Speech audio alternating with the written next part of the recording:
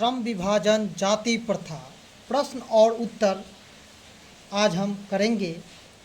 तो यहाँ पर आप देख रहे हैं, पहला प्रश्न है, लेखक किस विडंबना की बात करते हैं? विडंबना का स्वरूप क्या है? तो हम पहले लिखेंगे, प्रस्तुत पाठ गोधली भाग 2 से लिया गया है।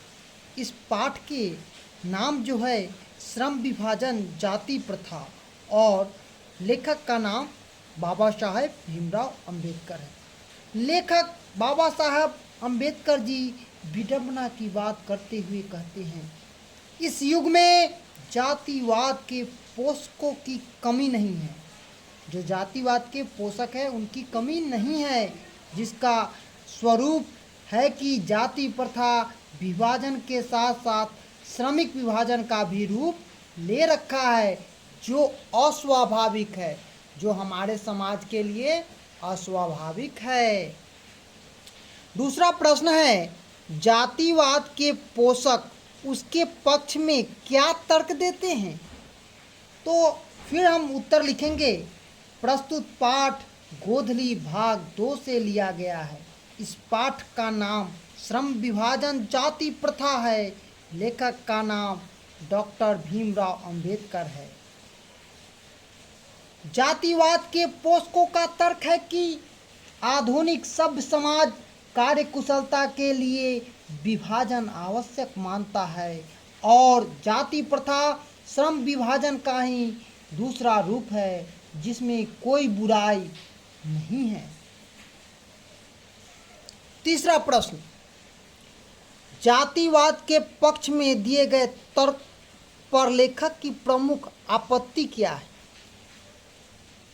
हम उत्तर इस प्रकार से लिखेंगे, प्रस्तुत पाठ गोधली भाग 2 से लिया गया है। इस पाठ के नाम श्रम विभाजन जाति प्रथा और लेखक का नाम डॉक्टर भीमराव अंबेडकर है। जातिवाद के पक्ष में दिए गए तर्कों पर लेखक की आपत्ति इस प्रकार है कि जाति प्रथा श्रम विभाजन के साथ साथ श्रमिक विभाजन का भी रूप ले लिया है।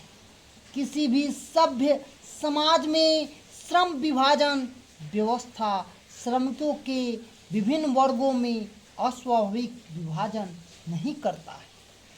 चौथा प्रश्न, जाति प्रथा भारतीय समाज में श्रम विभाजन का स्वाभाविक रूप क्यों नहीं कही जा सकती है?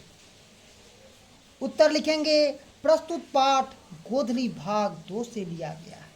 इस पाठ का नाम श्रम विभाजन जाति प्रथा है। लेखक का नाम डॉक्टर भीमराव अंबेडकर है। तो अब हम लिखेंगे, भारतीय समाज में जातिवाद के आधार पर श्रम विभाजन स्वाभाविक नहीं अस्वाभाविक है, क्योंकि जातिगत श्रम विभाजन श्रमिकों की रुचि अथवा कार्यकुशलता के आधार पर नहीं होती है, बल्कि माता के गर्भ से ही श्रम विभाजन कर दिया जाता है। जो विश्वास अकुशल और अरुचिपूर्ण है, इसका कारण गरीबी और बढ़ता जा रहा है। पांचवा प्रश्न है, जाति प्रथा भारत में बेरोजगारी का प्रमुख और प्रत्यक्ष कारण कैसे बना हुआ है? तो हम पांचवें प्रश्न का उत्तर लिखेंगे, प्रस्तुत पाठ गोधली भाग 2 से लिया गया है। इस पाठ का नाम श्रम विभाजन जाति प्रथा है। लेखक का नाम डॉक्टर भीमराव अंबेडकर है। जाति प्रथा भारत में बेरोजगारी का प्रमुख और प्रत्यक्ष कारण है। आज भी हम देखते हैं कि जाति प्रथा हमारे यहाँ व्याप्त है, क्योंकि भारतीय समाज में श्रम विभाजन का आधार जाति है। चाहे श्रमिक कार्य कुशल हो या नहीं हो, उस कार्य में रुचि हो या नहीं हो, जन्मजात श्रम विभाजन कर उसे श्रम विषय के लिए चुनाव किया लिया जाता है। श्रमिक में कार्य के प्रति अरुचि हो अथवा वह श्रमिक कार्य कुशल नहीं हो, तो वह अपने काम को दिल व दिमाग से नहीं कर सकता। ऐसे हालत में बेरोजगार हो जाता है तथा समाज में दिन पर दिन बेरोजगारी बढ़ती जा रही है। छठा प्रश्न है, लेखक आज के युग में गरीबी और उत्पीड़न से भी बड़ी समस्या किसे मानते हैं और क्यों? तो छठा प्रश्न का उत्तर होगा, प्रस्तुत पाठ गोधली भाग 2 से लिया गया है। इस पाठ के लेखक का नाम भीमराव अंबेडकर और पाठ का नाम श्रम विभाजन जाति प्रथा है। लेखक बाबा साहब भीमराव अंबेडकर जी आज के उद्योग में गरीबी और उत्पीड़न से भी बड़ी समस्या यह मानते हैं कि बहुत से लोग निर्धारित कार्यों में अरुचि के साथ केवल व्यवस्थापूर्ण काम करते हैं, क्योंकि ऐसी स्थिति में स्वभावतः मनुष्य को दुर्भावना से ग्रस्त रहकर टालू काम करने और कम काम करने के लिए प्रेरित करती है। ऐसी स्थिति में जहां काम करने वालों का न दिल लगता है और न ही दिमाग, कोई कुशलता कैसे प्राप्त की जा सकती है? सातवां प्रश्न है, लेखक ने पाठ में किन किन प्रमुख पहलुओं से जाति प्रथा को एक हानिकारक प्रथा का रूप में दिखाया है? तो इस प्रश्न का उत्तर इसी प्रकार से हम लिखेंगे, प्रस्तुत पाठ गोधली भाग 2 से उद्धृत है। इस पाठ का नाम श्रम विभाजन और जाति प्रथा है। लेखक का नाम डॉक्टर भीमराव अंबेडकर।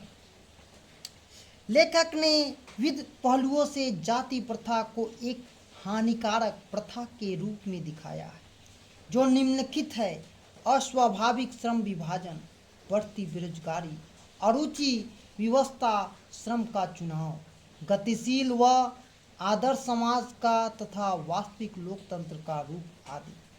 आठवां प्रश्न है, सच्चे लोकतंत्र की स्थापना के लिए लेखक ने किन विशेषताओं को आवश्यक माना है? तो हम लिखेंगे, प्रस्तुत पाठ गोधली भाग 2 से उद्धृत है और इस पाठ का नाम श्रम विभाजन जाति प्रथा है। लेखक का नाम डॉक्टर भीमराव अंबेडकर है। सच्चे लोकतंत्र की स्थापना के लिए लेखक ने जिन विशेषताओं को आवश्यक माना है वे हैं, बहुत विधित हितों में सबका भाग समान होना चाहिए, सबों की उसकी रक्षा के प्रति सजग रहना चाहिए, सामाजिक जीवन में अबाध संपर्क के अनेक साधन अवसर उपलब्ध होने चाहिए। तात्पर्य है कि दूध और पानी का मिश्रण होना चाहिए, वास्तविक भाईचारा होना चाहिए और इसी का दूसरा नाम लोकतंत्र है। लोकतंत्र केवल शासन की एक पद्धति नहीं, मूलतः सामूहिक दिनचर्या की एक रीति रिवाज, सामाजिक में शामिल अनुभवों को आदान प्रदान के नाम से जानते हैं। इसमें यह आवश्यक है कि अपनी साथियों के प्रति हम श्रद्धा और सम्मान रखें। पाठ के आसपास का यह पहला प्रश्न, संविधान सभा के सदस्य कौन कौन थे? अपने शिक्षक से मालूम करें। तो उस समय संविधान सभा के सदस्यों में बाबा साहेब भीमराव अंबेडकर, जवाहरलाल नेहरू, सरदार वल्लभ भाई पटेल, डॉक्टर राजेंद्र प्रसाद, अब्दुल कलाम, चक्रवर्ती राजगोपालचारी, श्याम प्रसाद मुखर्जी, सरोजिनी नायडू, पंडित विजयलक्ष्मी और हंस मेहता आदि थे। दूसरा प्रश्न है, जाति प्रथा पर लेखक के विचारों की तुलना महात्मा गांधी, ज्योतिबा फुले और डॉक्टर राम मनोहर लोहिया से करते हुए एक संक्षिप्त आलेख तैयार करें और उसका कक्षा में पाठ करें। जाति प्रथा पर लेख के विचार आलोचनात्मक है।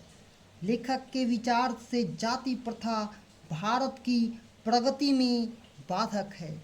जाति प्रथा समाज में भाईचारे की भावना को समाप्त करता है। जाति प्रथा से समाज के लोग बढ़ जाते हैं, कोई ऊंच तो कोई नीच माना जाता है।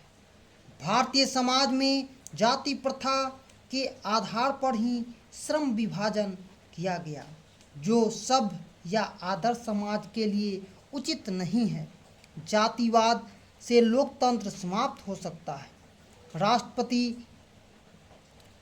राष्ट्रपिता महात्मा गांधी ने जातिवाद को उचित नहीं माना और गांधी जी ने अछूतोद्वार पर जोर दिया, सबको एक ही ईश्वर की संतान बताया। ज्योतिबा फुले और राम मनोहर लोहिया ने भी जातिवाद से अलगाववाद व जातिवाद के आधार पर समाज बढ़कर कमज़ोर हो जाता है इत्यादि विचारों को रखकर समाज में अपेक्षित लोगों को आगे लाकर समाज में बदलाव चाहते थे। तीसरा प्रश्न है, जातिवाद और आज की राजनीति विषय पर अंबेडकर जयंती के अवसर पर छात्रों की एक विचार संगोष्ठी आयोजित की जाए। आज की राजनीति जातिवाद पर आधारित है। राजनीतिक लोग अपने वोट बैंक के लिए जातिवाद का सहारा लेते हैं, लोकतंत्र पर आघात करते हैं। राजन कुमार के विचार से जातिवाद का आधार पर राजनीति करने वाले लोग लोकतंत्र विरोधी होते हैं और सच्चा लोकतंत्र तभी संभव होगा जब समाज के हर एक व्यक्ति एक दूसरे को भाईचारे के रूप में सहभागी बनकर उनके समान सहयोग भोगी बने और इसी का विचार रखें। चौथा प्रश्न है, बाबा साहब भीमराव अंबेडकर को आधुनिक मनु क्यों कहा जाता है, विचार करें। बाबा साहब भीमराव अंबेडकर मनु रूप में जाने जाते हैं क्योंकि प्राचीन वैश्वत मनुस्मृति के माध्यम से जातिवाद के संपर्क रूप में वर्ण व्यवस्था को उचित बताकर सभी के लिए श्रम विभाजन आवश्यक बताया, लेकिन अंबेडकर ने जातिवाद के आधार पर श्रम विभाजन अस्वाभाविक विभाजन कह जातिवाद की आलोचना की है।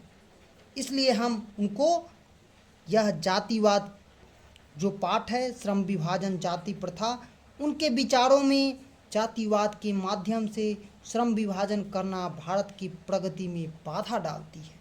यह पाठ आप न्यू एजुकेशन पॉइंट की तरफ से